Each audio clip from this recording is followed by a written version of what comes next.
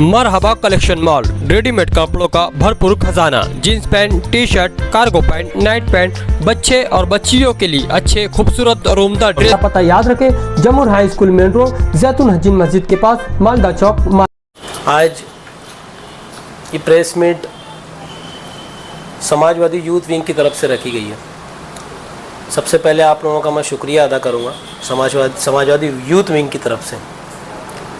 जैसा कि शहरियान इस बात से वाकिफ़ हैं कि असेंबली का सेशन यानी इजलास जो है वो 21 जून से लेकर 10 जुलाई तक मुनक़िद हुआ मुंबई में, जिसे हम मानसून इजलास कहते हैं।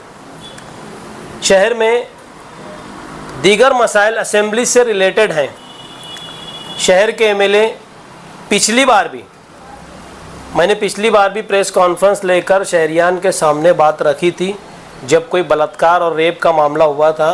सीढ़ियों पे बैनर लेके मुफ्ती इस्माइल साहब जो शहर के मौजूदा एमएलए हैं, ये खड़े हुए थे।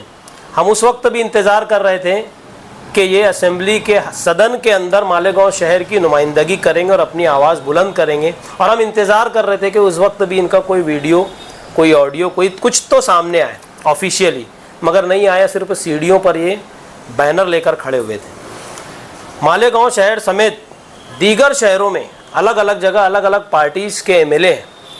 हर बार वो सेशन आने से पहले या इजलास शुरू होने से पहले तैयारी करते हैं कि मेरे अपने शहर में, मेरे अपनी कॉन्स्टिट्यूंसी में क्या मसाइल हैं, तालीम को लेकर, रोज़गार को लेकर, बीमारियों को लेकर और दीगर, जिसमें असेंबली में आवाज़ उठाई जा सके और वहाँ अपने काम को मनवाया जा सके।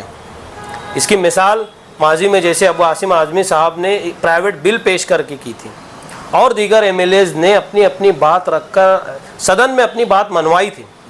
क्या हमारे मौजूदा एमएलए का ये काम नहीं है कि असेंबली सदन में अपने शहर के मसाइल पर आवाज़ उठाना चाहिए, जो रियासत से जुड़े हुए मुद्दे हैं?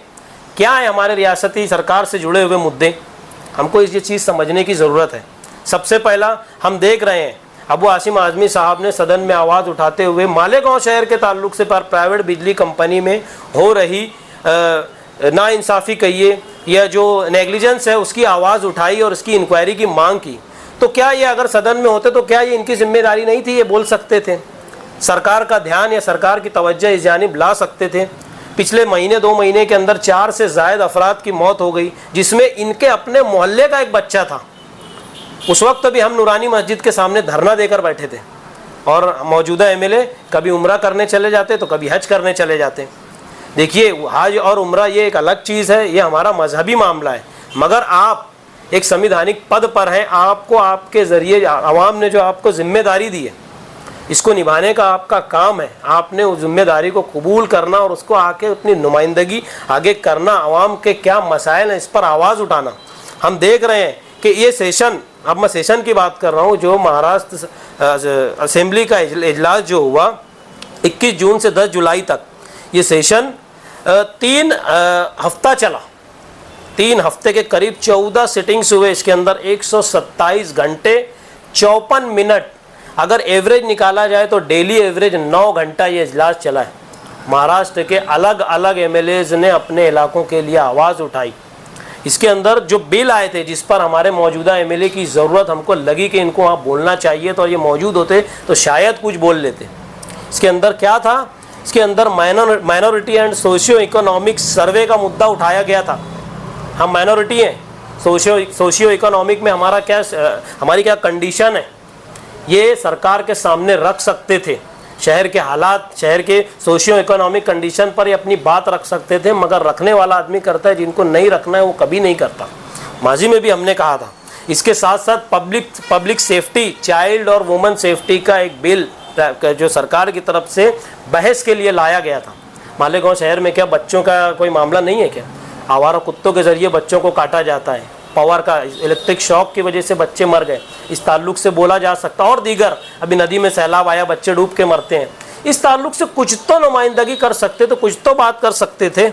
उसके बाद माइनॉरिटी वेलफेयर के बारे में, हम माइनॉरिटी हैं, हमारे वेलफेयर के बारे में बात कर सकते थे कि किस तरीके से माइनॉरिटी के जो गिरते हुए ग्राफ को कैसे ऊपर लाया जाए, बिलखुसूस मालेगांव, क्योंकि हमारा मजदूरों का शहर है, पावरलूम कारखानों का शहर है। इसके ऊपर वो बात कर सकते थे, मगर करना ही नहीं चाहते। इसके साथ साथ एक और क्या बोलते हैं महत्व की बात थी, क्या था? अनएम्प्लॉयमेंट और इन्फ्लेशन, क्या कहते हैं उसको, बेरोजगारी। मालेगांव शहर में बेरोजगारी की वजह से खुदकुशी हो रही है। एक रिकॉर्ड बन गया मालेगांव शहर में। हर महीने 8-15 दिन में हम नई नई कहानी सुनते हैं कि फला जगह किसी ने फांसी ले ली, कोई नदी में डूब के मर गया। ये वहाँ होते तो ये आवाज़ उठाते, मगर इस पर भी उन्होंने कोई गैर हाजिर रहे तो फिर बात ही खत्म हो गई ना। और सबसे अहम जो असेंबली में एक मुद्दा था, क्या था? यूसीसी का बिल पेश हुआ। इसके अंदर बाकायदा एक कमेटी बनी गई जिसमें रूलिंग पार्टी से भी और अपोजिशन पार्टी में तमाम पार्टियों के लोगों से उसमें नुमाइंदगी ली गई और एक कमेटी बनाई गई। ये कमेटी का काम क्या होगा? अलग अलग तबकात में एक सर्वे करना और उसकी रिपोर्ट सरकार को पेश करना कि भाई हम यकसा सिविल कोड यूसीसी किस तरीके से फॉर्म करने वाले हैं। चूँकि हमारे एमएलए एक मजहबी शख्स भी हैं और यूसीसी मतलब एक रियासत या एक मुल्क एक कानून, तो सोचने और समझने वाली बात यह है कि जब एक कानून और एक रियासत के हिसाब से अगर शरीयत और कानून टकराता है तो सबसे ज़्यादा मैं समझता हूँ ज़रूरत इस मामले में हमारे शहर के मौजूदा एमएलए मुफ्ती इस्माइल की थी। वो अपनी बात रख सकते थे कि यह हमारी शरीयत में चीज़ आती है और ये नहीं आती, ये कानून से टकराएगी और शरीयत से टकराएगी, ये बातें वो रख सकते थे। मगर बड़े ही अफसोस के साथ ये कहना पड़ रहा है कि मौजूदा एमएलए जैसे इस शहर से तो उनको तो ऐसा लगता है कि कोई नाता ही उन्होंने तोड़ दिया बिल्कुल। आज एसआईआर के मामलात में हम घिरे हुए हैं, लोग परेशान हैं, दर बदर की ठोकरें खा रहे हैं। मगर आज पहली बार मैंने उनका एक वीडियो देखा एसआईआर के ताल्लुक से, वो मुलाकात करने के लिए गए थे वो खुद, इससे पहले मैंने अभी तक नहीं देखा। ऐसे तमाम मुद्दे जो हैं हमको समझने की ज़रूरत है। और पिछली बार भी मैंने कहा था कि इनसे सवाल, नौजवानों ने तो इनसे सवाल करना कम से कम कि इन्होंने कम से कम सेशन में हमारे लिए क्या आवाज़ उठाए, इजलास में हमारी क्या नुमाइंदगी की, इस चीज़ को हमको समझने की ज़रूरत है। आज आपके ज़रिए शहरियान के सामने यही सब बातों को लेकर हम लोग समाजवादी यूथ विंग की तरफ से प्रेस कॉन्फ्रेंस लिए हैं।